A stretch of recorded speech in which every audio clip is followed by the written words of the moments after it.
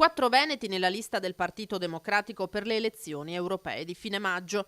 La sfida è ardua e i 15 che la compongono lo sanno, così come ne sono consapevoli segreteria nazionale e segreteria regionale. A guidare la compagine Dem è l'ex ministro dell'Industria Carlo Calenda, il primo veneto in lista l'ex sindaco di Vicenza Achille Variati, che non sarebbe entusiasta della collocazione ma fa buon viso, nega di essere arrabbiato e si dice ottimista. Lui che aveva prima rinunciato, poi aveva cambiato idea e ora occupa una delle prime più ambite posizioni. Il trevigiano Antonio Calò, l'insegnante di liceo che ha aperto la sua casa a 6 migranti ed è stato per questo insignito del titolo di cittadino europeo 2018, è ottavo. 3 posti più giù la vicentina Alessandra Moretti, consigliera regionale del PD, soddisfatta di una lista che dice essere molto qualificata. Bisogna frenare, aggiunge, la deriva razzista a destra dell'Italia e l'assalto dei sovranisti al governo dell'Unione Europea. Moretti è 11ª, il meccanismo delle preferenze e il vincolo della parità di genere rendono complicate eventuali previsioni. Il partito di Nicola Zingaretti conta sull'effetto scontento maturato negli ultimi mesi nel nord Italia, in particolare dalla classe imprenditoriale